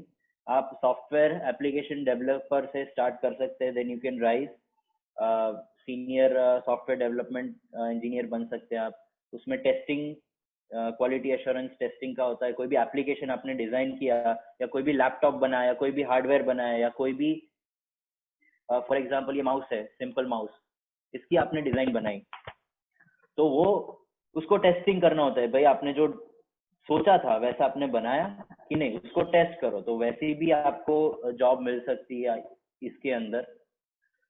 तो 4 ब्रांचेस ऑफ इंजीनियरिंग हम लोगों ने यहाँ पे डिस्कस किया, mechanical, civil, electrical and computer. इसके और वेरियस सब ब्रांचेस भी अवेलेबल है जिसके आप जा सकते हो अंदर। लेकिन कोई भी ब्रांच चूज करने से पहले 2 इंपॉर्टेंट फैक्टर्स आपको याद रखने हैं। सबसे पहले you should be knowing the syllabus, उसके अंदर क्या पढ़ना है, एंड सेकंड, कंप्लीशन करने के बाद आपको कौन से टाइप की जॉब मिलेगी, कौन से टाइप के प्रोस्पेक्ट्स मार्केट में अवेलेबल है, that you have to always remember. Now talking about my institution, Neotech Technical Campus, of which Neotech Institute of Technology is a part, and we offer quality education at lowest fees in Baroda. We run 4 different courses: a degree, diploma, Bachelor of Engineering, that is BE degree, Diploma Engineering, Bachelor of Science, and Physiotherapy. Now, before going into the courses, why you should be choosing Neotech Technical Campus as your graduation institution? जैसे कि Jaideep sir ने बताया कि counselling, extra curricular activities, soft skills, cultural events, apart from academics कितना बच्चे को skill development करना है, जॉब लेने के लिए, प्लेसमेंट लेने के लिए क्या असिस्टेंस चाहिए, ये सब कुछ is available at our institution. Conduction of various workshops, seminars, conferences time to time by industrial experts. Baroda airport से सबसे नजदीक है, मतलब it is located within the city limits. विरोध गांव में है ये, just near by Baroda airport. We are organizing various industrial tours.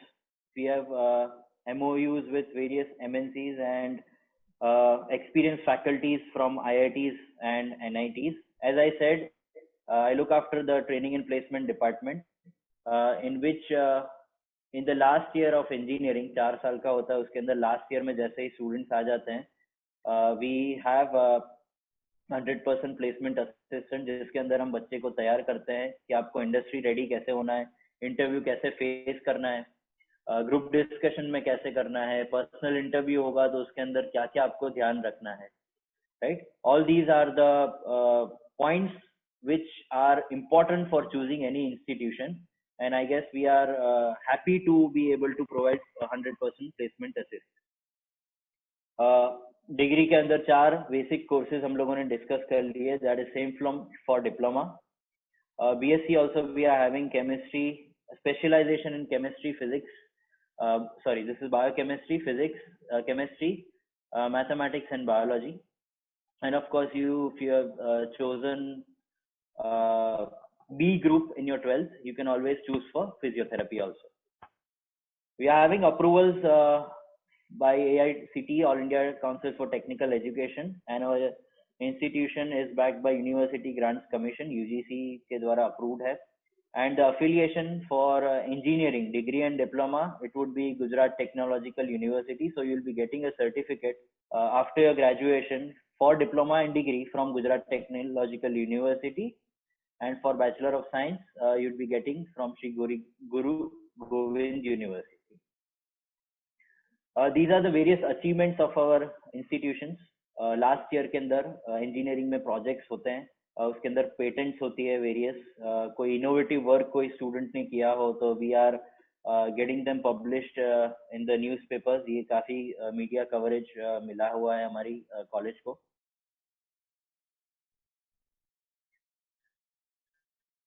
Various celebration, जैसे कि स्टार्टिंग में हम लोगों ने डिस्कस किया कि apart from academics, extra curricular and co-curricular activities are much important part of a student's life.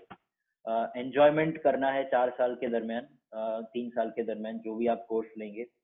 We are organizing various technical festivals, cultural festivals, जिसकी एक glimpses आप देख सकते हैं PowerPoint presentation में. We have also organized international and national industrial visits.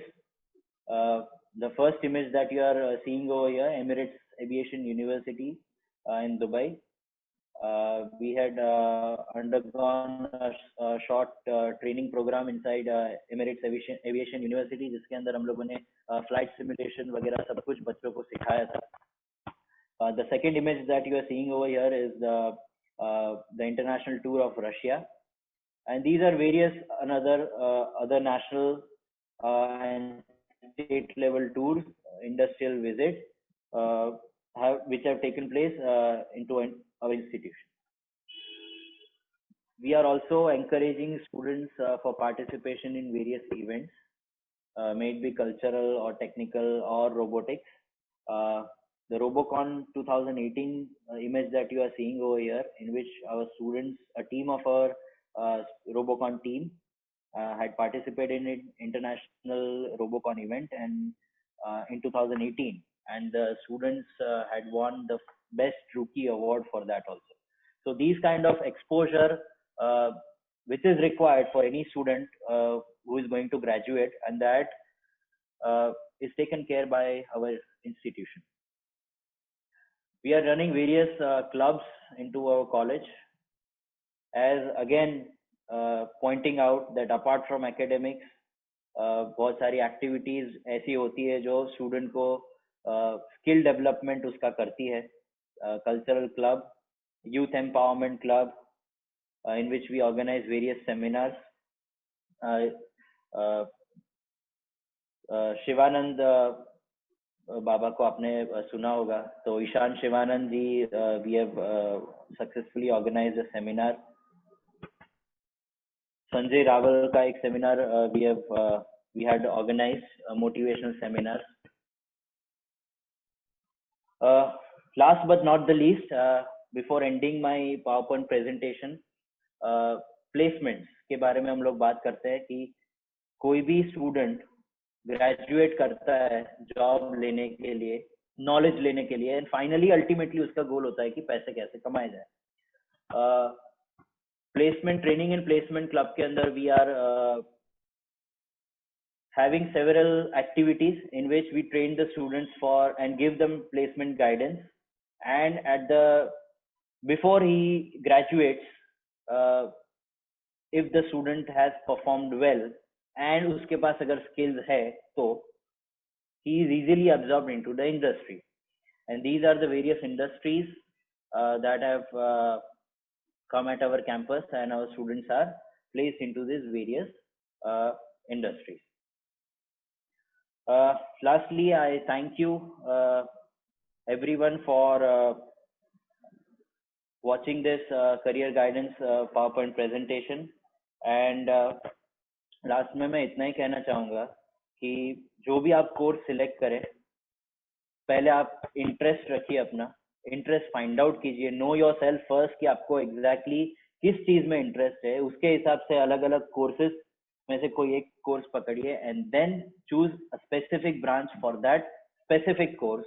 उसके बाद go through the syllabus before enrolling, getting enrol into that course. Go through से आपको इतने ड्यूरेशन में क्या पढ़ना है, कौन से सब्जेक्ट्स पढ़ने हैं, उसके अंदर क्या आएगा, वो एक बार देख लीजिए, and after that just have a know-how of the prospects of that particular course. कि course complete कर लिया, उसके बाद आप क्या क्या कर पाओगे.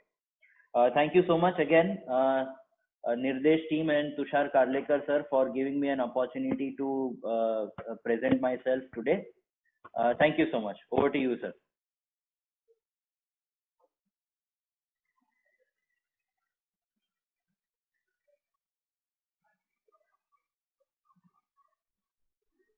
धन्यवाद श्री दिगंत रावल सर, आपने इंजीनियरिंग के एजुकेशन के बारे में बहुत अच्छी जानकारी दी. अब मैं श्री हिरेन पटेल सर को आमंत्रित करना चाहता हूं. हिरेन पटेल सर ने इलेक्ट्रॉनिक एंड कम्युनिकेशन विषय में बैचलर ऑफ इंजीनियरिंग किया है. उन्हें इस कंप्यूटर प्रोग्रामिंग एवं डिजाइन के विशेष क्षेत्र में पढ़ाने का 9 साल का अनुभव है. सर वडोदरा की अग्रणी संस्था Weltech institute of computer programming and designing के डायरेक्टर पद पर काम कर रहे हैं।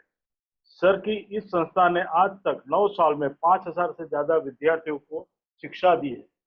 तो आइए हिरेन पटेल सर, आपका स्वागत है। अपने आप को अनम्यूट करके आप अपनी स्पीच शुरू कर सकते हैं। हिरेन पटेल।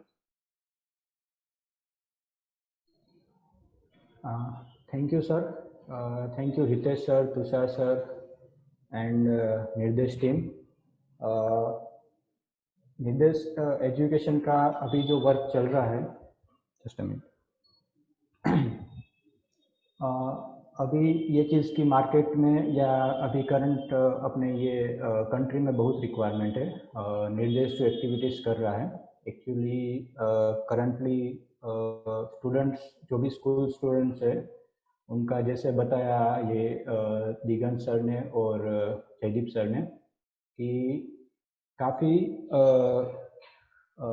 गाइडेंस और करियर काउंसलिंग की रिक्वायरमेंट रहती है स्कूल स्टूडेंट्स को खास करके, क्योंकि उनको आगे अपना करियर चूज़ करना होता है 10th-12th के बाद। और नॉर्मली ये लोग चूज़ अभी करते हैं अपने घर के माहौल से कि घर में जो लोग हैं अपने ब्रदर सिस्टर है या कोई रिलेटिव्स है, वो लोग कौन से फील्ड में है, उस हिसाब से वो लोग का नॉर्मली उनके पास लिमिटेड रिसोर्सेज रहते हैं, लिमिटेड चीज़ें रहती है जिसके बेस पे वो लोग डिसाइड करते हैं। उनके पास ब्रॉड स्कोप नहीं रहता है कि क्या क्या ऑप्शंस है करियर के लिए, क्या करना चाहिए, वो किस में इंटरेस्ट है। ये सब चीज़ों का अगर उनको प्रॉपर गाइडेंस मिले स्कूलिंग के टाइम पे तो वो लोग एक अच्छा करियर स्टार्ट कर सकते हैं। सेकंड, थोड़ा अपने ये स्पीच के दौरान मैं आपको थोड़ा एक एडिशनल पॉइंट आपको बता रहा हूँ कि अभी मेजॉरिटी प्रॉब्लम जो है इंडस्ट्री में वो है जॉब का, कि जॉब करने वाले ढूंढने वाले ज़्यादा है, देने वाले कम है। तो मेन प्रॉब्लम को अगर हमको सोल्व करना है तो हमको जॉब क्रिएटर्स बढ़ाने पड़ेंगे मार्केट में। जॉब करने वाले लोग जो है वो भी ज़्यादा है और जॉब देने वाले जो लोग हैं वो भी कम है। तो ज़्यादातर लोग अभी इंडस्ट्री में या स्कूल में या कॉलेजेस में जॉब के लिए ही सोच रहे हैं कि जॉब कैसा मिलेगा, कब मिलेगा, कहाँ मिलेगा। लेकिन अभी ज़्यादा लोग थोड़ा सोचने लगे कि भाई मैं बिजनेस कैसे करूँ, मैं एंटरप्रेन्योर कैसे बनूँ, मैं लोगों को जॉब्स कैसे दूँ। अगर ये मेंटालिटी थोड़ा बढ़ जाए तो जॉब का काफ़ी प्रॉब्लम सॉल्व हो सकता है। तो अपने यहाँ पे ये जैसे अभी हम देख रहे हैं जो अच्छी अच्छी टेक्नोलॉजी कंपनीज है, जो भी अच्छे अच्छे इन्वेंशन हुए हैं वो ज़्यादातर अब्रॉड में हुए हैं। इंडिया में अभी जो करंट टेक्निकल इवोल्यूशन है वो काफ़ी कम हुए हैं। तो उस तरफ भी थोड़ा स्कूल के बच्चों को सोचना चाहिए कि मैं कैसे कुछ मेरा खुद का कंपनी स्टार्ट करूँ, मैं कैसे एंटरप्रेन्योर बनूँ, मैं कैसे कोई रियल वर्ल्ड का प्रॉब्लम सॉल्व करूँ और मेरी कंपनी बनाऊँ। मीन्स जॉब के अलावा आपको आउट ऑफ द बॉक्स थोड़ा सोचना है कि आप बिजनेस भी कैसे कर पाओ, आप कुछ ऐसा कंपनीज कैसे जो रियल टाइम जो आपको प्रॉब्लम्स देखने हैं करंट वर्ल्ड में, जो प्रॉब्लम आपको डे बाय डे लाइफ में फेस होते हैं, आप लोगों के प्रॉब्लम्स देखिए और उसको सोल्व करने का ट्राई कीजिए और उस दिशा में भी थोड़ा सोचिए। ये जस्ट एक मेरे तरफ से सजेशन था। मैं थोड़ा हमारी कंपनी के बारे में आपको इंट्रोड्यूस करता हूँ। मैं वेलटेक इंस्टीट्यूट को मैनेज कर रहा हूँ मोस्टली, एंड हमारा जो ट्रेनिंग सेंटर है वो मोस्टली आईटी फील्ड में भी करंटली वर्क कर रहा है। आईटी इंडस्ट्री में अभी हम मोस्टली ट्रेनिंग एंड प्लेसमेंट का वर्क कर रहे हैं। हमारे पास आईटी फील्ड के अलग अलग कोर्सेज हैं जिसमें हम web development, mobile application development है, डिजिटल मार्केटिंग है, डेटा साइंस है, वैसे आईटी फील्ड के अलग अलग ट्रेनिंग कोर्सेज हम रन कर रहे हैं। ये सब कोर्सेज को हम थोड़ा आगे जाके और डिटेल में हम समझेंगे। एंड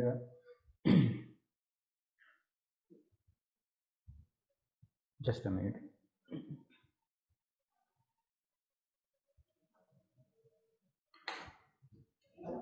हाँ, तो थोड़ा हम अभी फर्स्ट जैसे हमारा जो टॉपिक पे विषय चल रहा है कि करियर काउंसलिंग, उसके ऊपर थोड़ा हम कंटिन्यू कर लेते हैं। फिर हम आपको थोड़ा हमारे जो कोर्सेज है, हमारे इंस्टीट्यूट के जो ट्रेनिंग प्रोग्राम्स है उसके बारे में थोड़ा डिटेल में हम आपको गाइड करेंगे। करियर काउंसलिंग मोस्टली आज करियर काउंसलिंग की आज स्कूल स्टूडेंट्स को काफ़ी ज़्यादा रिक्वायरमेंट है। एंड मोस्टली अभी जो स्कूल के आउटगोइंग स्टूडेंट्स हैं जो स्कूल से पास आउट हो रहे हैं उनको प्रॉपर गाइडेंस मिले। अभी तुषार सर मैं आपको थोड़ा एक आइडिया अभी शेयर करना चाहता हूँ आपके साथ कि जैसे अभी हम स्कूल स्टूडेंट्स के लिए मोस्टली ऑर्गेनाइज कर रहे हैं, तो हम स्कूल स्टूडेंट्स को थोड़ा जैसे इंजीनियरिंग के अलग अलग ब्रांचेस हैं, जैसे अपने कॉलेज में जो जो ऑप्शंस है वो अपना बुक्स के थ्रू मोस्टली हम प्रोवाइड कर रहे हैं। लेकिन ये चीज़ अगर उनको थोड़ा कोई मोस्टली हम स्टूडेंट्स को ऐसे इंडस्ट्री के एक्सपर्ट थ्रू ये चीज़ और हम थोड़ा ब्रीफ में डिटेल करें तो ये एक प्लस पॉइंट हो जाएगा। और आगे जाके उनको ये फील्ड में काफ़ी हेल्प मिलेगा। अब मैं आपको थोड़ा हमारे इंस्टीट्यूट के जो भी टेक्नोलॉजीज़ और हमारे जो भी ट्रेनिंग प्रोग्राम्स हैं उनके बारे में थोड़ा मैं आपको गाइड करता हूँ। हमारा जो ट्रेनिंग इंस्टीट्यूट है वो मेनली आईटी फील्ड में वर्क कर रहा है। आईटी फील्ड में हमारे अलग अलग कोर्सेज है, वेब डेवलपमेंट है, मोबाइल डेवलपमेंट है, डिजिटल मार्केटिंग है, डेटा साइंस है। ये सब अभी अलग अलग जो टेक्नोलॉजी है उसमें हम मेनली ट्रेनिंग एंड प्लेसमेंट का हम वर्क करते हैं। एंड उसके लिए जो भी कॉलेज पास आउट स्टूडेंट्स हैं जिनको जॉब अचीव करने के लिए प्रॉब्लम्स हो रही है तो उनको मेनली हम टेक्निकल ट्रेनिंग्स प्रोवाइड करते हैं। जो जॉब स्पेसिफिक है, जो कंपनीज का रिक्वायरमेंट है उस हिसाब से हम सभी स्टूडेंट्स को ट्रेन करते हैं। और ट्रेनिंग टेक्निकल ट्रेनिंग के साथ में हम उनको इंटरव्यू रिलेटेड जो भी ट्रेनिंग है, कंपनीज की जो रिक्वायरमेंट है जो स्पेसिफिक रोल के लिए, उन सब के लिए हम उनको प्रॉपर गाइडेंस प्रोवाइड करते हैं। एंड आफ्टर दैट हम उनको अलग अलग कंपनीज में इंटरव्यूज़ के लिए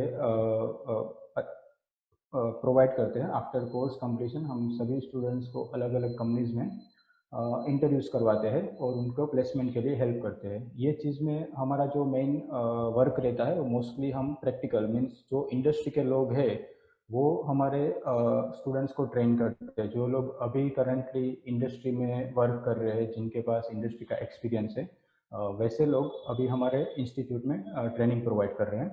तो मेन हमारा आईटी फील्ड में ट्रेनिंग एंड प्लेसमेंट का वर्क है। मैं थोड़ा टेक्निकली और डिटेल में जाता हूँ। हम जो ट्रेनिंग प्रोवाइड कर रहे हैं उसमें फर्स्ट है web development.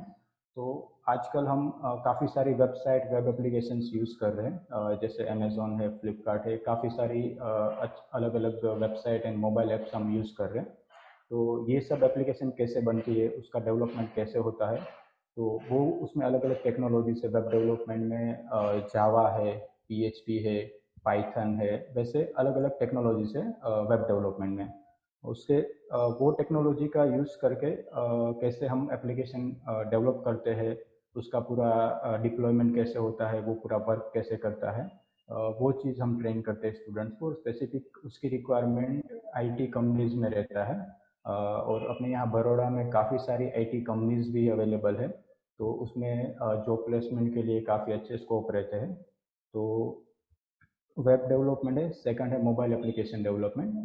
Mobile application development में मेनली है एंड्रॉयड एप्लीकेशन डेवलपमेंट है, आईफोन एप्लीकेशन डेवलपमेंट है, तो उसका पूरा डेवलपमेंट सिखाया जाता है। नेक्स्ट लेवल के कोर्सेज में है software testing. Means application develop हो जाने के बाद जो भी एप्लीकेशन हमने डेवलप की है उसका प्रॉपरली टेस्टिंग होता है। मीन्स वो एप्लीकेशन प्रॉपर है, उसमें कोई बग्स है, उसमें कोई प्रॉब्लम्स है, तो वो वर्क रहता है सॉफ्टवेयर टेस्टर का, जो रोल आईटी कंपनीज में रहता है सॉफ्टवेयर टेस्टिंग का। तो उसका भी हमारा पूरा एक ट्रेनिंग प्रोग्राम है जिसमें हम स्टूडेंट्स को सॉफ्टवेयर टेस्ट कैसे करने हैं वो सिखाते हैं और उसके बेस में हम उसका प्लेसमेंट प्रोवाइड करते हैं। उसके बाद नेक्स्ट कोर्सेज में है डेटा साइंस। आजकल डेटा की इम्पोर्टेंस बहुत है। आजकल सभी बड़ी बड़ी कंपनीज डेटा को बहुत स्मार्टली यूज़ करते हैं। बड़ी कंपनीज के पास काफ़ी सारे डेटाज होते हैं, तो वो डेटा को अगर प्रॉपरली एनालाइज किया जाए तो काफ़ी सारे अच्छे रिजल्ट्स मिल सकते हैं। उसके डेटा के एनालिसिस के बेस पे जो फ्यूचर स्ट्रेटेजीज कंपनीज बनाती है, तो वो डेटा का जो इम्पोर्टेंस है उसको एनालाइज कैसे करना है, वो पूरा हम ट्रेन करते हैं डेटा साइंस के कोर्स में। और उसके अलावा हम ट्रेनिंग प्रोवाइड करते हैं डिजिटल मार्केटिंग के फील्ड में।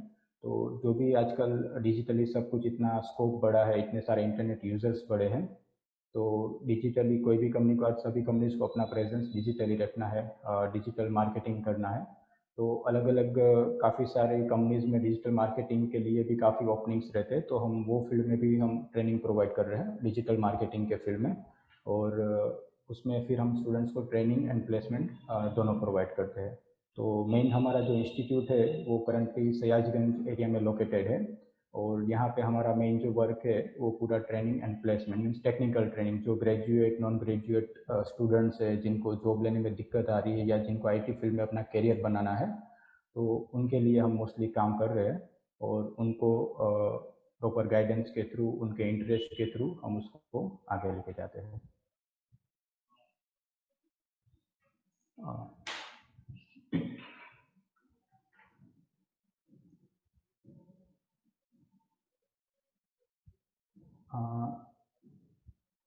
Hello Hitesh sir. धन्यवाद Hiren Patel sir. Thank you sir, thank you. आपने हमें कंप्यूटर प्रोग्रामिंग और डिजाइनिंग के बारे में बहुत अच्छी जानकारी दी।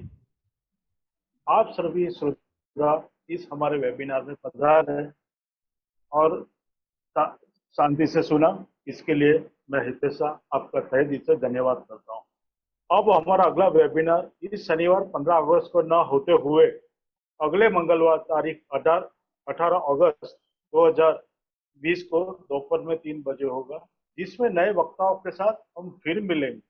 और मैं अगले वेबिनार का भी यहीं से आपको आमंत्रण दे रहा हूं। आज मैं तुषार जी को फ्री इंस्टेंट पर्सनालिटी टेस्ट के बारे में और ज्यादा जानकारी देने के लिए और बाद में वोट ऑफ थैंक्स के लिए आमंत्रित करता हूँ। तुषार जी।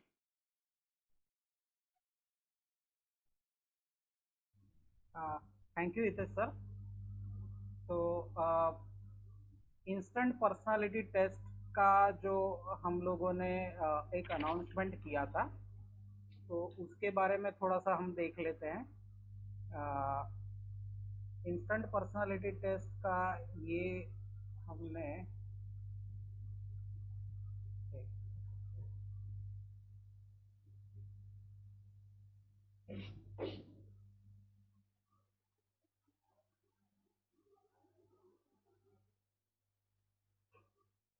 एक्चुअली ये इंस्टेंट पर्सनालिटी टेस्ट है क्या? तो हर एक बंदे का खुद का एक सोच होती है, एक फ्रेम ऑफ माइंड होता है, और उसके हिसाब से उसका जो भी उसने अक्वायर किया है उसके हिसाब से वो आगे बढ़ना चाहता है। तो आपका इनबॉर्न पर्सनालिटी और एक्वायर्ड पर्सनालिटी दोनों को मिलके आप आज की स्टेज परिस्थिति में आप क्या हो, आपकी सोच क्या है, आपके स्ट्रेंथ क्या है, आपके वीकनेस क्या है, आपका पूरा स्वॉट एनालिसिस इसमें सिर्फ 40 क्वेश्चन में आप पा सकते हो।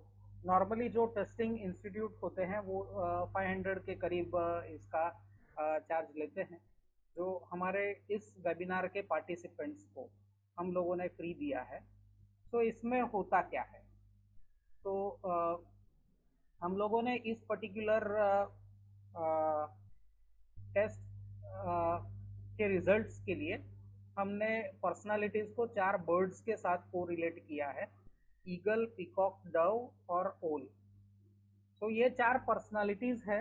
पंखियों में भी ऐसे लोग होते हैं, जैसे इनकी कैरेक्टरिस्टिक है वैसे समाज में लोग होते हैं। ईगल वाले लीडरशिप वाले होते हैं, जो सभी चीज़ों को हेड करना चाहते हैं। पीकॉक वाले आर्टिस्टिक लोग होते हैं, आर्ट लवर, नेचर लवर होते हैं। डव वाले नॉर्मली फॉलोअर्स होते हैं, लेकिन वो टीम बनाते हैं, टीम में रहते हैं, टीम में काम करते हैं, टीम को लीड ईगल करता है, ठीक है। और ओल वाले जो होते हैं वो क्रिटिक होते हैं, या मॉनिटरिंग करते हैं, क्वेश्चनिंग करते हैं। तो आपको जो ये टेस्ट दिया जाएगा, आपको लिंक आप जब भी मुझे आपने ये जो फॉर्म भरा है उसके बाद आपका हमें लिंक आया है, तो मैं आपको थोड़ा सा दिखा दूं ये टेस्ट भी कैसा दिखता है। तो ये टेस्ट जो है ये आपको ऐसे दिखेगा।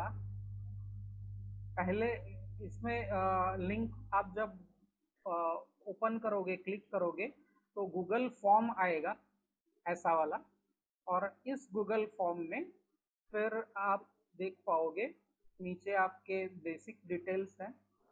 फर्स्ट पार्ट में नाम और बाकी सारे डिटेल्स हैं, और सेकंड पार्ट आपको ये दिखेगा, इसमें 40 क्वेश्चंस हैं, और इसमें से 1 2 3 4 पर आपको सिर्फ क्लिक करना है।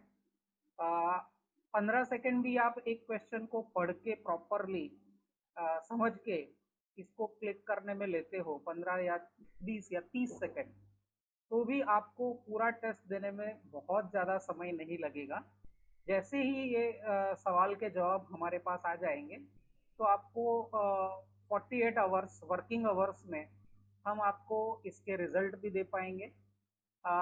आपके सवाल के जवाबों के आधार पे आपकी पर्सनालिटी ये पूरा डिसाइड होता है। साइकोमेट्रिक टेस्ट ही है ये, और इसका एक छोटा सा प्रकार है।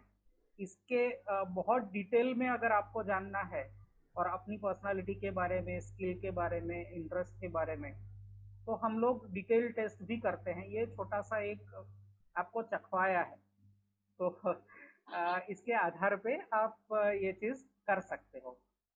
उसके बाद मैं हितेश सर ने मुझे वोट ऑफ थैंक्स के लिए भी बोला है, तो सबसे पहले थैंक यू तो मैं हितेश सर का ही करूँगा कि निर्देश की तरफ से उन्होंने इस वेबिनार को अच्छी तरह एंकर किया।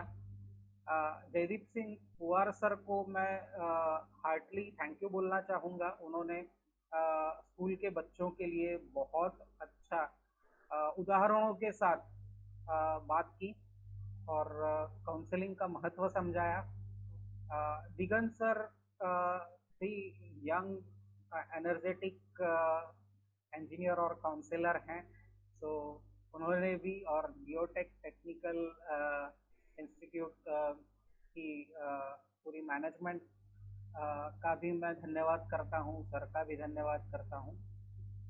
हिरेन पटेल सर वेलटेक इंस्टीट्यूट हमारे साथ काफ़ी टाइम से जुड़े हुए हैं।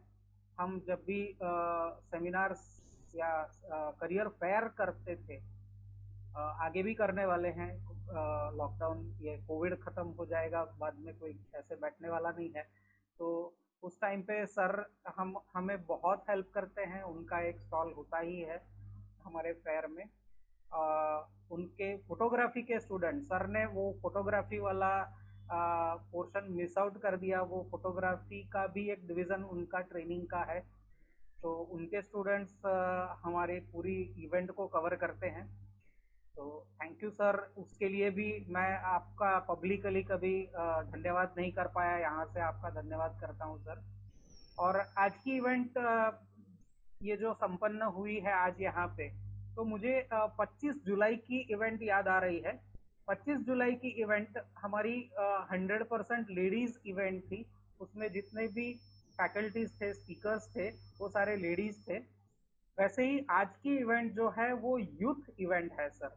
जयदीप सर, दिगंत सर और हिरेन सर एकदम यंग ब्लड, जो हमारे नए विचार हमारे स्टूडेंट्स, पेरेंट्स, टीचर्स के लिए लेकर आए, तो आप सभी का धन्यवाद। वॉइस ऑफ वडोदरा ये हमारे इलेक्ट्रॉनिक पार्टनर हैं, जो हमें रेगुलरली माइलेज देते रहते हैं इलेक्ट्रॉनिक मीडिया में, तो उनका धन्यवाद। और सभी श्रोतागण, आपको तो मैं कैसे भूल सकता हूँ, आप सभी का मैं हाथ जोड़ के धन्यवाद करता हूँ। आप यहाँ पधारे, हमें सुना। आगे हमारे आने वाले वेब सीरीज में, ये वेबिनार की सीरीज में आप ज़रूर आइए, अपने दोस्तों को, रिश्तेदारों को, सबको, इवन आपके जो मेंटर्स, कोच जो भी हैं, टीचर्स हैं, सबको यहाँ पे लाइए। ये टोटली फ्री ऑफ कॉस्ट है। हमारा एक मिशन है कि जितनी ज़्यादा से ज़्यादा जानकारी लोगों तक पहुँचे, वो हमारा मिशन है। तो आप ज़रूर आइए। और मेरे वडील श्री शिरीष भाई दीवान जी और जितू भाई मेहता सर, जो हमारे ट्रस्ट के पिलर्स हैं, उनका भी मैं धन्यवाद करता हूं कि इतना अच्छा प्रोग्राम, इतना अच्छा कंसेप्ट ये हमें रन करने दे रहे हैं। तो उनका धन्यवाद। तो यहाँ पे मैं इस वेबिनार का समापन करना चाहूँगा। Thank you very much. इस पैंडेमिक के सिचुएशन में सबको मेरी नम्र विनती है कि सेफ रहिए, हेल्दी रहिए, प्रॉपरली अपना ध्यान रखिए, लोगों का भी ध्यान रखिए। और कल ही मैंने एक व्हाट्सएप पे एक जोक पढ़ा था कि घर बैठे 30,000 कमा सकते हो, कल से 1,000 रुपया मास्क न पहनने वाले को फाइन है। तो घर पे बैठोगे तो एक दिन का 1,000 बचेगा, तो 30 दिन के 30,000 बच जाएंगे। तो लेकिन ज़रूरी काम है तो ज़रूर सेफ्टी का ध्यान रख के निकलिए, लेकिन अपना ध्यान रखिए, हेल्दी रहेंगे तो आगे सक्सेस रहेंगे। Thank you very much. Good night.